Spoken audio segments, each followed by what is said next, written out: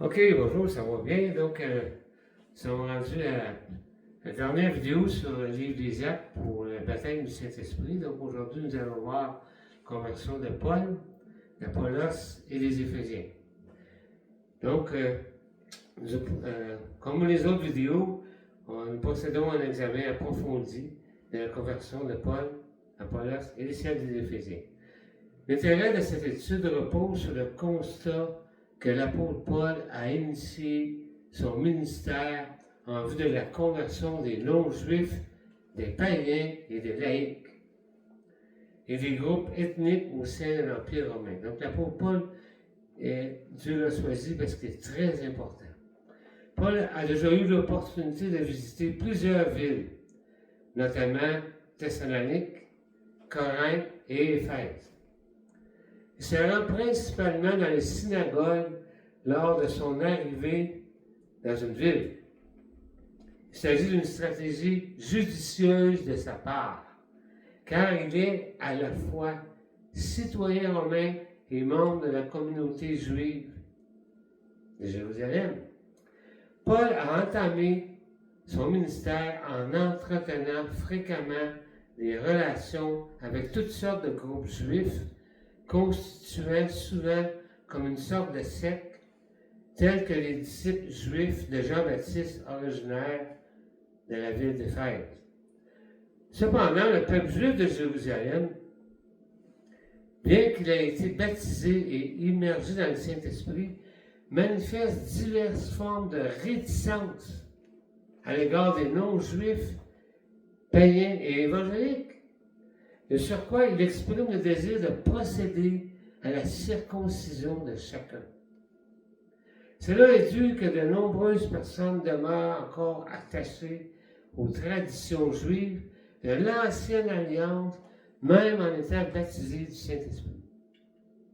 On remarque que la période de transition de l'Ancien Testament au Nouveau Testament oblige les Juifs de Jérusalem à faire des concessions. C'est pour cela que le Seigneur utilise dans le livre des Actes des différents signes spectaculaires faits par l'Esprit Saint pour convaincre le Concile de Jérusalem que tout le monde, sans exception, peut entrer par la foi dans la Nouvelle Alliance. Dieu a employé les langues de feu, tous les peuples du monde entendent la prédication dans leur langue, l'imposition des mains, le parler en langue, des guérisons, des résurrections, le baptême d'eau et dans la conversion de Paul, Saul, il perd la vue. Donc, le Saint-Esprit travaille dans les gens de différentes manières, toujours pour convaincre le Concile de Jérusalem que tous les peuples du monde entier entrent dans la Nouvelle Alliance. Il convient de garder à l'esprit que l'ensemble des structures sociales et religieuses ont été conçues au sein de la société juive dans le but de mettre en lumière leur séparation en tant que communauté distincte de tous les autres peuples. La Nouvelle Alliance fait le contraire. Elle confère à l'ensemble des peuples un privilège équivalent d'être reconnu en tant qu'enfant de Dieu. Ici, c'est un livre de transition, on le répète, la transition, elle est majeure.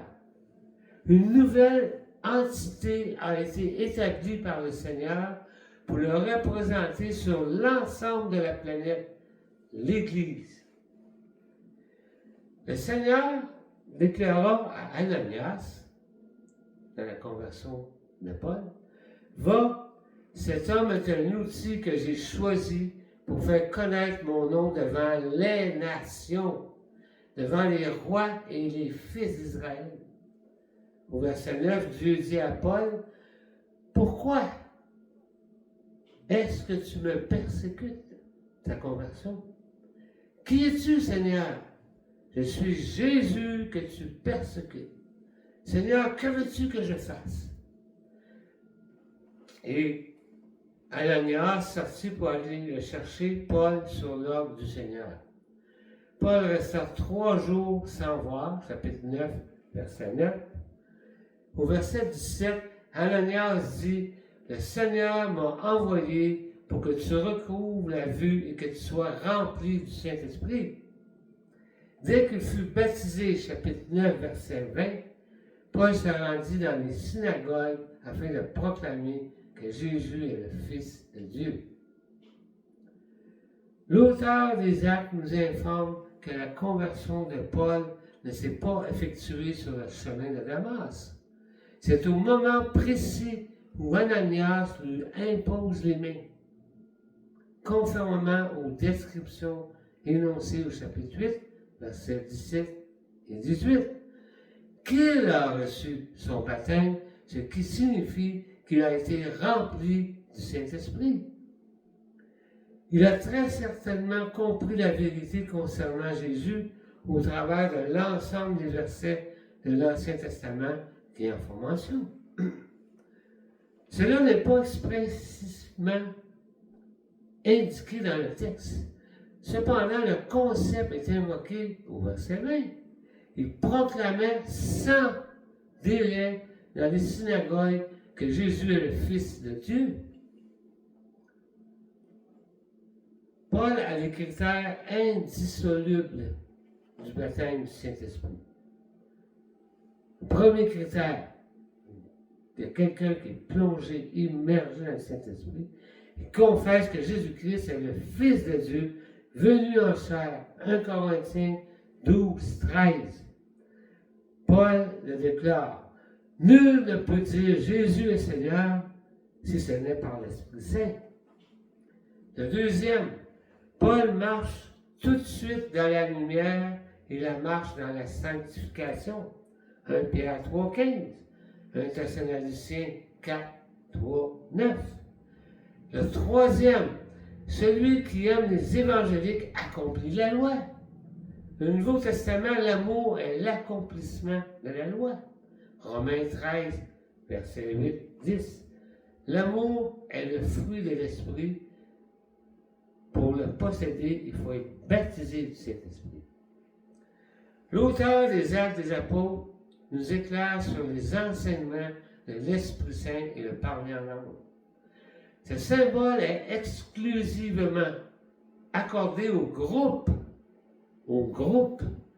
qui se convertissent à la Nouvelle Alliance afin de persuader le Concile de Jérusalem. Par la suite, toutes les personnes de ces groupes qui sont inclus dans l'Église peuvent individuellement, ceux qui croient, recevoir le pardon des péchés et recevoir l'Esprit, être sanctifiés et accéder à la vie éternelle, sans un signe exceptionnel, comme pour les 3000 et les 5000, etc. L'exemple de la conversion de Paul appuie cela, car Paul ici a tous les critères du baptême du Saint-Esprit, sans avoir recours par le Seigneur du signe du parler en langue. En ce qui concerne l'écrivain Luc, s'il avait été persuadé par cette doctrine, pas seulement pour les groupes, mais que pour chacun individuellement qui accepte le Seigneur, bien, il aurait sans doute profité de l'occasion pour aborder la problématique de l'intégration du don des langues dans le processus de conversion de Paul. Plus spécifiquement, en ce qui concerne une personne désignée par Dieu lui-même, comme l'indique le verset 15, un instrument choisi par Jésus-Christ lui-même. L'auteur choisit de ne pas émettre de commentaires sur le sujet. Cependant, Paul déclare aux Corinthiens qu'il s'exprime en langue plus que quiconque parmi eux. 1 Corinthiens 14, 18. 3 chapitres dans les Épîtres abordent la thématique des dons de l'Esprit. En particulier, chapitres 12 et 13 de Corinthiens, dans lequel l'apôtre affirme que l'ensemble de ces dons doit être pratiqué dans un esprit d'amour pour l'édification de l'Église. On connaît le chapitre 13 sur l'amour et le chapitre 14 Paul le dit bien. Si vous voulez parler en langue, il n'y a aucun problème.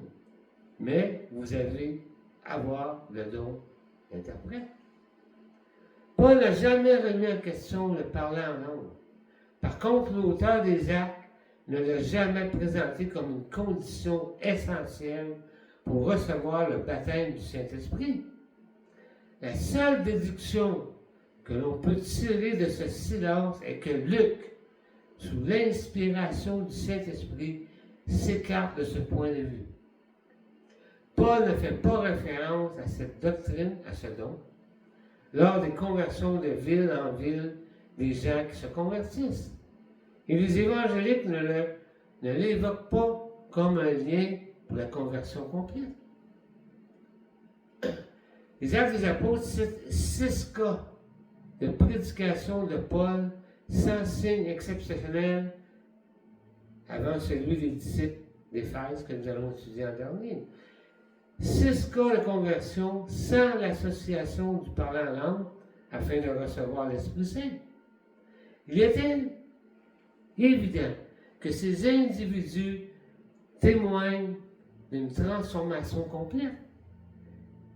Ils ont 3 critères, 3, de la conversion d'un évangélique. Le premier, il confesse que Jésus est Seigneur. Le deuxième, il porte le fruit de l'Esprit. Le troisième, il aime les frères. Je me rappelle quand j'ai accepté le Seigneur, j'étais dans un club de chars de 80 membres. Et là, j'avais pu faire des feux de camp, organiser. Moi, je suis un organisateur né. J'aime faire des projets. J'ai fait une maîtrise en projet. Les gens m'appelaient. On ne te voit plus, genre. Ben, je leur ai dit, j'ai accepté le Seigneur Jésus-Christ comme Seigneur et Sauveur. Pour eux, ça ne voulait absolument rien dire. Pour nous, c'est évident. Le premier, il y a Lydie, commerçante de pourpre, selon Actes 16, 14. L'une d'entre elles se nommait Lydie. Il s'agissait d'une commerçante de pourpre originaire de la ville de Thyatire qui avait une profonde crainte de Dieu. Néanmoins, elle nous prêtait une oreille attentive et le Seigneur ouvrit son cœur, afin qu'elle prête attention particulière aux propos de Paul. Elle accepta par la foi la joie du salut en Jésus-Christ. Il s'agit de la norme relative aux actes des apôtres. Elle a cru. Le Saint-Esprit est un esprit de musique, un esprit de joie et un esprit qui donne beaucoup de fruits. Deuxième, le goélier. Il maintenait Paul en détention, en prison. Qu'est-ce que Paul a fait? Il a fait le don du Saint-Esprit, l'esprit de louange. Paul était en train de chanter lorsqu'un tremblement de terre se produit. Les évangéliques chantent. Les portes de l'établissement pénitentiaire s'ouvrirent. Le geôlier interroge Actes 16:30. Paul, que dois-je faire afin d'obtenir le salut? Paul et Silas ont répondu tout simplement, ayez foi en le Seigneur Jésus-Christ et vous serez sauvés, toi et toute ta famille. 3. Les Thessaloniciens, selon Actes 17:4, durant 3 sabbats, engagea une discussion avec Paul en s'appuyant sur les Écritures, en clarifiant et prouvant que le Messie devait endurer des souffrances et ressusciter. C'est Jésus que je vous présente, affirma-t-il, est celui qui est le Messie. Certains d'entre eux furent persuadés et décidèrent de se rallier à Paul et à Silas, ainsi qu'un grand nombre considérable de non-juifs craignant Dieu et de nombreuses femmes influentes. Aucun signe spectaculaire, mais il déclare que Jésus-Christ est Seigneur.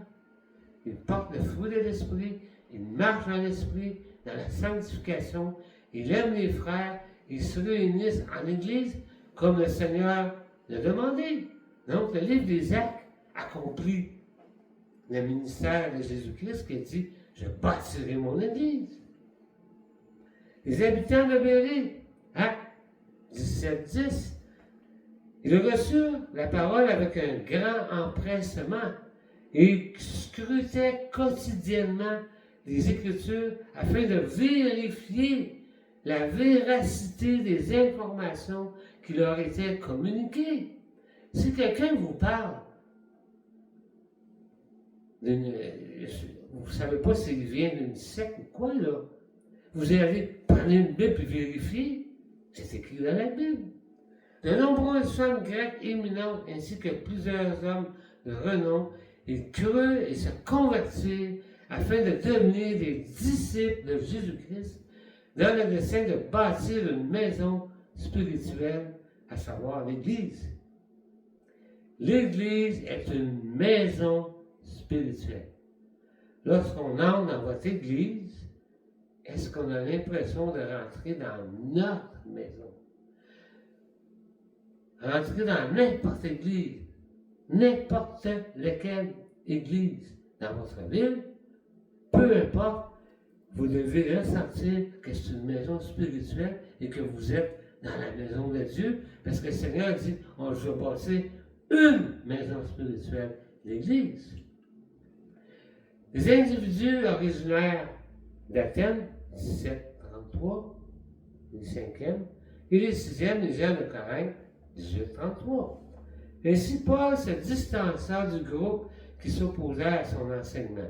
Cependant, certains d'entre eux décidèrent de se rallier à lui et de croire. Parmi ces personnes se trouvait Denis, une femme répondant au nom de Damaris, accompagnée de d'autres personnes. Dans l'ensemble de ces situations, le salut repose sur le fait de croire et recevoir l'Esprit Saint simultanément. Il n'y a pas un laps de temps. Lorsqu'on comprend complètement la repentance, l'expiation de la croix, automatiquement le baptême du Saint-Esprit, tout ça ne fait qu'un. Donc, quand tu le comprends, tu te convertis et ça ne fait qu'une seule conversion complète simultanément. Donc, nos trois critères, on les répète, confesser Jésus-Christ, ne plus pratiquer les vieilles traditions, coutumes de nos pères ou de leurs dieux dans leur temps, puis ils s'unissent entre frères dans le Seigneur. Paul se trouve à Éphèse pour une visite officielle, deux événements significatifs, sa première visite. Le ministère de Priscille et Aquilas, ainsi que la conversion d'Apollos. Après les événements des 6 cas de conversion, l'apôtre Paul quitte la ville d'Athènes pour se diriger vers Corinthe. Il rencontra un individu de confession juive répondant au nom d'Aquilas, originaire de la région du Pont, qui venait d'arriver d'Italie accompagné de son épouse Priscille, en raison du fait que Claude, l'empereur romain, avait donné l'instruction à l'ensemble des Juifs quitter Rome. Ensuite, ils restèrent à Éphèse pour exercer leur ministère. Paul, Aquilas et Priscille tissent des relations parce qu'ils ont la même profession, ce sont des fabricants de temples. Donc, il parvint à Éphèse. Paul se rendit tout de suite à la synagogue et s'adressa à la communauté juive. Priscille et Aquilas décidèrent de résider permanent à Éphèse à ce moment-là, pour leur ministère parmi les Éphésiens. Tandis que Paul, après avoir prêché à plusieurs reprises, alla à Jérusalem pour la fête juive. Le ministère de l'évangélisation fut poursuivi par Priscille et Aquilas, jusqu'au retour de Paul de Jérusalem à Éphèse. Priscille et Aquilas ont indubitablement renoncé à leur activité de fabrication de temples afin de consacrer la majeure partie de leur temps au ministère. Suite à la conversion à Jésus-Christ à l'Église de Rome qu'ils ont quittée. Quand il y a de la division, il ne peut exister de plénitude chez les individus, comme l'indique Éphésiens 3,19. On le sait, c'est quoi la cause de la division des actes des apôtres? Aucune effusion de dons de l'Esprit Saint n'est à envisager, car il est impératif de préserver l'unité de l'Esprit par le biais du lien de la paix. Éphésiens 1,23. Dieu a tout mis sous ses pieds, Jésus-Christ, et il l'a donné comme chef suprême à l'Église, qui est son corps. L'Église, la plénitude de celui que Jésus-Christ remplit tout en tout. Éphésiens 3,19. Jésus-Christ habite dans vos cœurs par la foi, enraciné par l'amour, le don de l'Esprit dans notre temple. Et connaître l'amour de Jésus-Christ en sorte que vous soyez remplis jusqu'à toute la plénitude de Dieu. La division empêche la plénitude, la communion fraternelle et la distribution des dons. C'est pour cela que le parler en langue ne peut être un sujet de division. Jésus-Christ est-il divisé? Non. La continuation du livre des Actes se concentre désormais sur le ministère de l'apôtre Paul. À Éphèse, Apollos a été éduqué dans le cadre de la culture juive d'Alexandrie. Il détient une expertise profonde des Écritures. Il se démarque en tant qu'orateur de premier plan. Il a reçu une éducation fondée sur les préceptes de l'Ancien Testament et a manifesté une foi débordante en ayant une connaissance explicite des écrits de l'Ancienne Alliance. Il connaît les versets qui font référence à l'arrivée du Messie. Apollos a eu un écho du ministère de Jésus. Cependant, à la différence des disciples de Jean-Baptiste, il ne connaît pas son baptême de repentance. Par contre, il est nécessaire qu'il réalise une transition d'un individu sauvé dans l'Ancien Testament à celui du Nouveau Testament, de recevoir le pardon des péchés et le baptême du Saint-Esprit. Pour lui, être un juif pratiquant, c'est un salut de naissance. On connaît notre religion au Québec. Dans le peuple de Dieu, les Juifs, il ne connaît pas la repentance, c'est-à-dire du pardon des péchés que prêchait Jean-Baptiste. Il ne saisissait pas la signification du baptême de l'expiation, la bénédiction de la croix. Le Baptiste a dit, celui qui me suit, c'est l'agneau de Dieu qui enlève le péché du monde. Priscille et Aquila se présentèrent la doctrine divine, le sacrifice, l'expiation, la rédemption, le Rédempteur, Jésus-Christ, sa mort et sa résurrection, son ascension dans les cieux, assis à la droite de Dieu. C'est à ce moment qu'il répand le Saint-Esprit, la nouvelle alliance, qui donne la vie éternelle à ceux qui croient à cette bonne nouvelle.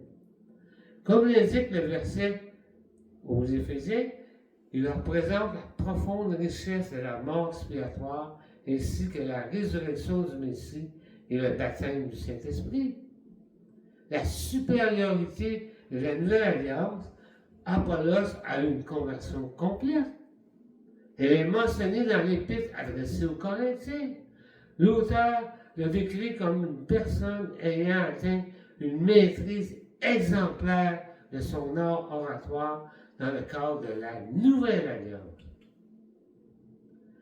1 Corinthiens 12 prouve la conversion d'Apollos sans signe exceptionnel, mais il possède les trois critères d'une conversion. Il déclare la foi en Jésus-Christ comme le Messie ressuscité. Il marche dans la sanctification et la plénitude de l'Esprit. Il aime les frères. Le texte de Corinthiens dit ceci. Ce que je souhaite exprimer, l'apôtre Paul, c'est que chacun d'entre vous déclare pour moi, Paul, je suis de Paul, et moi, je suis d'Apollos, et moi, je suis de Jésus-Christ. Je suis d'Apollos, on voit qu'Apollos enseigne la vérité d'une manière efficace, car les gens sont fiers de lui pour dire « moi, je suis d'Apollos ». Il est donc déjà possible d'observer, à travers les actes des apôtres et les épîtres, les diverses méthodes d'interprétation des écrits par les frères dans le Seigneur et de quelle manière elles engendrent des divisions. Cependant, Pierre et Paul ont combattu avec détermination tout au long du livre des Actes afin de rassembler l'Église unie. Si je vais dans votre Église un matin, je entre dans une maison spirituelle de Jésus-Christ, l'Église. On rencontre à Éphèse des disciples dont le statut spirituel suscite de vives controverses. En procédant à la lecture de ces extraits, il convient d'affirmer que la réception du Saint-Esprit constitue une expérience significative, une conversion complète, mais en négligeant la nature narrative du livre des Actes comme un livre de transition, nous allons commettre des erreurs dans notre approche méthodologique. Il demeure toujours essentiel de consulter le livre et les écrits bibliques afin de bien vérifier ce que l'auteur veut nous transmettre. Il est également primordial de saisir que Dieu est créatif et connaît les cœurs. Il se donne la liberté d'employer des signes en fonction des circonstances. Donc, les signes que Dieu emploie dans des circonstances exceptionnelles, nous ne devons pas en faire une norme dans l'Église en 2025. On peut pratiquer les dons qu'il y a eu dans les actes. On y verra tout à l'heure. Pour Moïse, c'était un buisson ardent. Et pour Samson, c'était sa chevelure, etc. Pour les disciples, ils communiquent dans la langue de l'ensemble des nations, avec 2 cas. Cela implique que le salut est destiné aux personnes de toutes les langues provenant de diverses nationalités et appartenant à diverses confessions religieuses. Après, Apollos s'est rendu à la ville de Corinthe avec une lettre de recommandation d'Aquilas et Priscille. Donc, les gens font ça comme il faut. Paul revient une seconde fois à Éphèse, où il fait la connaissance des disciples de Jean-Baptiste. Lors de l'analyse du texte, rédigé par ces 12 hommes, ils sont désignés sous l'appellation de disciples. Le terme disciple ne signifie pas nécessairement que nous sommes des disciples de Jésus-Christ.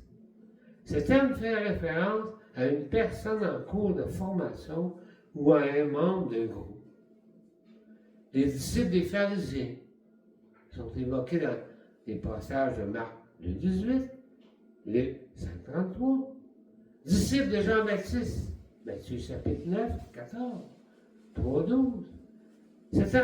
Certaines personnes se sont déclarées disciples de Jésus-Christ. Cependant, ils ont pris une décision de ne plus le suivre, comme l'indique Jean 6, 66. Ces exemples illustrent que le terme disciple, cela ne signifie pas nécessairement que ces individus sont des évangéliques. Ils n'ont bénéficié de la repentance, du pardon, de l'expiation et du baptême du Saint-Esprit. Ils n'ont pas eu ça, même s'ils sont appelés disciples. De la même manière que nous observons les religions gouvernementales, on les connaît, à la grandeur de la planète, un grand nombre d'individus affirment qu'ils seront transportés au ciel sans être en mesure de le décrire conformément au passage biblique. Lorsque Paul fait la connaissance de ces individus pour la première fois, il prend conscience qu'elle adhère à des traditions issues de l'Ancien Testament. Au verset 19, il affirmait qu'il se rattachait au baptême de Jean-Baptiste. Il est évident que la mission de Paul, qui consiste de voyager de ville en ville, est d'une importance majeure. Il est essentiel de restaurer l'ordre dans les croyances des Juifs qui, en raison de leur tradition, ont parfois mal interprété et assimilé des informations de manière partielle. Paul cherche à évaluer leur état spirituel des disciples de Jean-Baptiste. Paul s'appuie sur Éphésiens 1,13, où l'Esprit Saint nous a révélé la position d'un croyant dans la grâce.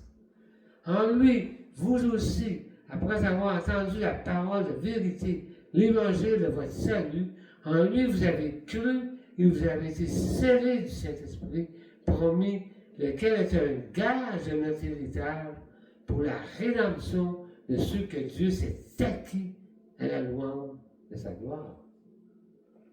1 Corinthiens 6,19. Ne savez-vous pas que votre corps est le temple du Saint-Esprit qui est en vous?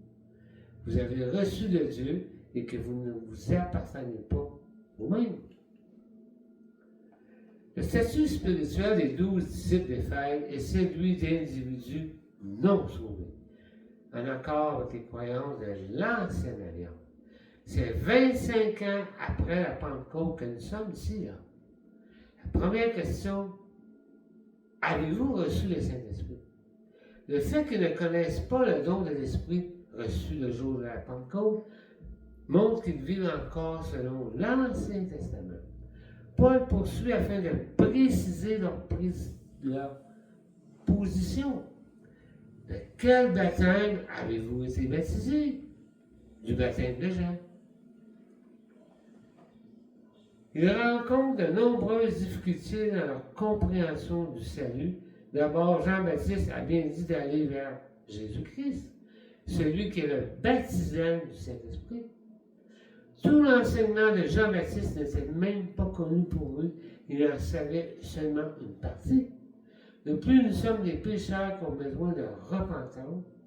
De surcroît, ils n'étaient pas informés de l'identité de celui qui accorde le pardon des péchés, Jésus-Christ.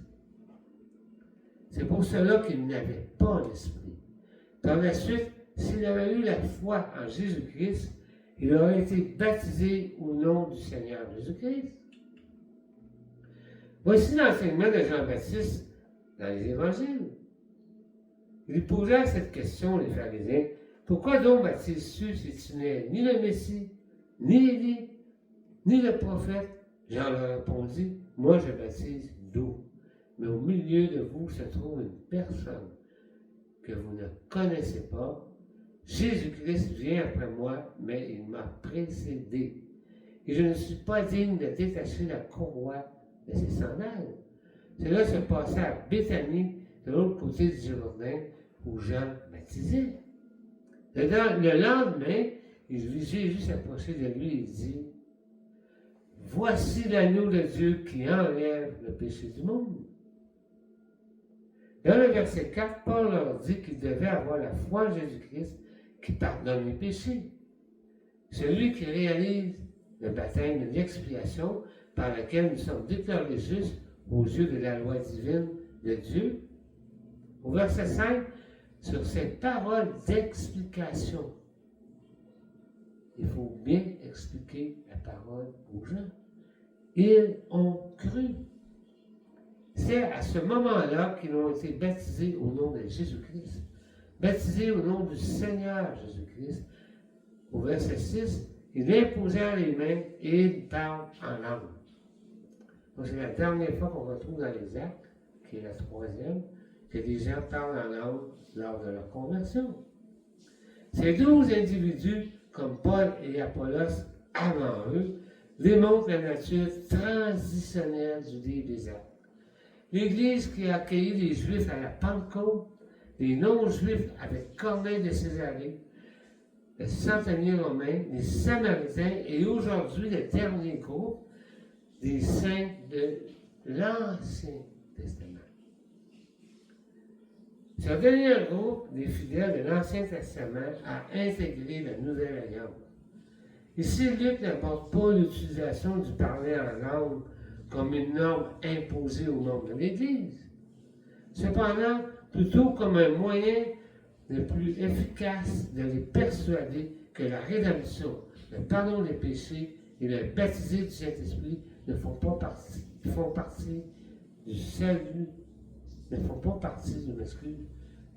l'Ancien Testament. Ceux qui prétendaient que le Messie serait le sauveur du peuple d'Israël face aux Romains. Néanmoins, au contraire, l'objectif du Messie était de réaliser l'acte d'expiation du sacrifice de l'Ancien Testament, soit le pardon des péchés qui permettait automatiquement aux croyants de recevoir le baptême du Saint-Esprit pour sa sanctification. Et en fonction de son engagement dans sa vie quotidienne, à atteindre la plénitude du Saint-Esprit et aimer les frères, les trois critères. Ici, c'était très important de comprendre pourquoi lorsqu'on entre dans une maison spirituelle, on retrouve des gens sanctifiés et des gens dans la plénitude du Saint-Esprit. Pourquoi? Il y a deux sortes de personnes. Certaines personnes ayant été sauvées se contentent de réaliser uniquement ce qui est requis par Dieu. Mais tire grandement partie des joies de l'existence de la vie qui ne sont pas prohibées par la Bible. C'est important de savoir pourquoi il y en a qui sont juste dans la sanctification et d'autres sont dans la plénitude du Saint-Esprit. Il y a des gens qui font juste le nécessaire pour être sauvés, pour l'enlèvement de l'Église. Et il y en a d'autres qui donnent leur vie, donnent leur temps et abandonnent certains loisirs pour mieux évangéliser et reprendre leurs loisirs pendant les vacances. Donc, je parle de la manière des hommes, vous me comprenez. Néanmoins, ces disciples faisaient preuve d'honnêteté, les disciples de Jean-Baptiste, en leur permettant de recevoir deux dons particuliers évoqués dans le livre des Actes, de verset 4, donc la glossolagie et la prophétie. Donc, en réalité, les 12 disciples de Jean-Baptiste révèlent une forme d'extension de la Pentecôte à Éphèse. Comme l'apôtre Pierre a dit, comme nous au commencement que Pierre avait invoqué pour l'entrée des païens dans la Nouvelle Alliance. Paul ne l'a pas nommé ici, mais il aurait pu le dire aussi. Les disciples de Jean-Baptiste ont parlé comme Pierre au commencement. Paul ne s'attendait pas à l'usage du parler en langue par les disciples de Jean-Baptiste au cours de ce processus de prédication. De nombreuses conversions ont eu lieu depuis le début de son ministère. On a vu 6 tout à l'heure. Et aucun des 25 années du ministère de Pierre et Paul, seuls 3 cas de glossolalie ont été ressentis, comme en témoigne le début, etc. Le deuxième a eu lieu 10 à 12 ans plus tard par Païen Corneille, et 25 ans après la Pentecôte, les 12 disciples de Jean-Baptiste. En conclusion, le livre des Actes nous offre un récit unique concernant la création et l'expansion de l'Église au sein des communautés juives et païennes.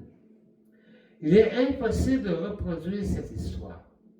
En effet, certaines étapes ont été soulignées, corroborées par des événements remarquables. Aussi, il est question de ces 3 situations de communication dans les langues mentionnées à 3 reprises en rapport avec la réception de l'Esprit. C'est vrai, c'est écrit. Chacune de ces situations est qualifiée d'exceptionnelle parce que c'est des groupes non juifs pour être acceptés au Concile de Jérusalem, dont Dieu a permis qu'il y ait quelque chose d'exceptionnel. De plus, ces 3 situations se rapportent à l'arrivée initiale de l'Esprit chez les croyants. Si on lit les textes, c'est lors de la conversion. faisant ainsi référence à leur conversion plutôt qu'à une seconde expérience. Vous arrêtez. Le don des langues existe, continuez à parler en langue, mais ce n'est pas une seconde expérience, c'est un don. Bon, voilà. C'est mon opinion. Les gens confessent Jésus-Christ ou les fruits de l'Esprit, ils se regroupent en communiquant, aimant les frères. Les trois critères: confesser Jésus-Christ, posséder les fruits de l'Esprit, marcher dans l'Esprit Saint, et vous ne complétez pas ce désir de la chair, et dans l'Église, une maison spirituelle. Si je visite votre Église, je rentre dans une maison spirituelle de Dieu.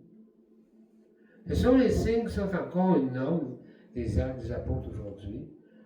Donc, l'ouvrage expose un grand nombre de normes relatives au christianisme contemporain, telles que le baptême, l'imposition des mains, la guérison des malades, ainsi que les miracles et prodiges, entre autres. Néanmoins, l'auteur de l'ouvrage n'évoque pas l'arrivée du Saint-Esprit accompagné d'un signe exceptionnel lors de la conversion. C'est plutôt nos trois critères qui sont la norme dans les églises à 2025, 26, 40, 35, que les actes des apôtres nous présentent. Les trois critères. Confesser Jésus-Christ, marcher dans l'Esprit, dans la sanctification des fruits de l'Esprit, et aimer les frères et former une maison spirituelle, puis emmener les gens à dire aussi, nous sommes les mêmes, notre même ADN, notre même personnalité, mais le Seigneur nous transforme. On chante des chants de louange et tous l'Église est unie en Jésus-Christ et pour avoir besoin les uns des autres. Comme norme pour nos églises, le premier, c'est un critère doctrinal.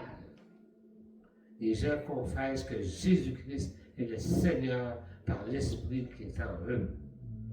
Un critère moral. Le Saint-Esprit donne les fruits de l'Esprit et les évangéliques marchent dans la lumière de la sanctification pour atteindre la plénitude de l'Esprit Saint. Ils rejoignent l'Église de Jésus-Christ pour participer en communion fraternelle à l'édification de l'Église dans l'unité. C'est une maison spirituelle. Si j'entre dans votre Église, il doit y avoir une communion fraternelle extraordinaire si vous parlez du Saint-Esprit. Et l'amour est le fruit du Saint-Esprit en eux. Les dons sont distribués après la conversion, lorsque les gens arrêtent d'être des bébés spirituels pour devenir des hommes à la ressemblance de Jésus-Christ. Et c'est là qu'à ce moment que les dons sont distribués pour l'édification commune de l'Église. Le parler en langue ne donne pas ces choses aux évangéliques. C'est un don de l'Esprit Saint donné après la conversion. Pour certaines personnes, selon les circonstances spécifiques, que le Seigneur leur fait une grâce. Oui, c'est une grâce de pouvoir parler le langage humain. C'est encore bien mieux une grâce si on dit ce que l'apôtre Paul demande, qu'il y ait des gens pour interpréter. En conséquence, il convient de préciser qu'en aucune circonstance, les personnes ayant acquis des langues ne les ont sollicitées. Elles leur furent octroyées de manière divine par le Seigneur, en fonction de sa créativité et des besoins de reconnaissance formulés par le Concile de Jérusalem. Dans le cas des livres des Actes des Apôtres, à l'instar de nous, Dieu a exercé sa créativité afin de nous offrir des signes en adéquation avec notre personnalité. Les gens remarquent que nous avons changé, afin que vous saisissiez que nous avons été sauvés et baptisés du Saint-Esprit dans le but de témoigner à notre famille et à nos amis en vue de l'établissement de l'Église de Jésus-Christ, une maison spirituelle. Si vous êtes une maison spirituelle, en communion fraternelle, vous jouez de la musique en chantant tous d'un même écart, pas juste intellectuellement, à répéter des paroles avec puissance, mais à chanter tous d'un même écart. Quand les gens vont entrer dans cette maison-là, ils vont poser des questions. C'est de l'évangélisation, ça, là. Nous avons tous été initiés par un unique esprit dans le but de former un ensemble homogène, l'Église unie en Jésus-Christ. Il est essentiel de ne pas se présenter devant le Seigneur lors de son retour avec une telle division qu'on retrouve au Québec concernant un don de l'Esprit donné après la conversion.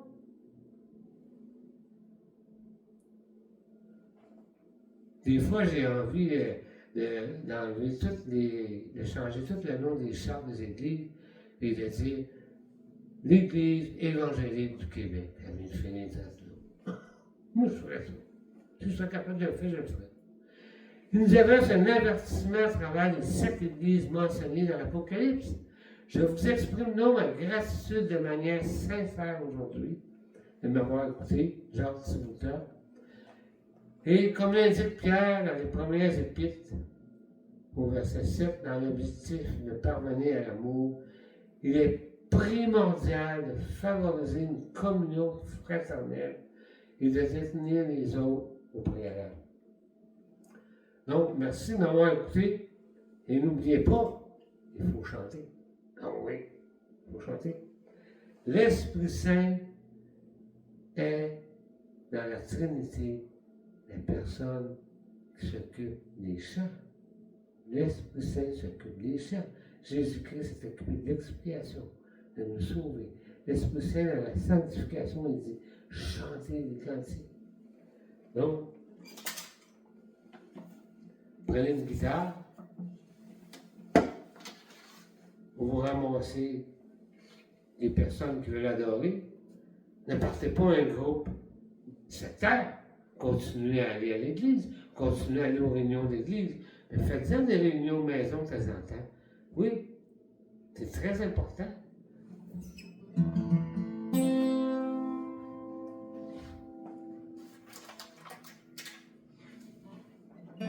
N'oubliez pas, si vous avez un bon groupe de réunion maison, n'oubliez pas de continuer à aller à votre assemblée.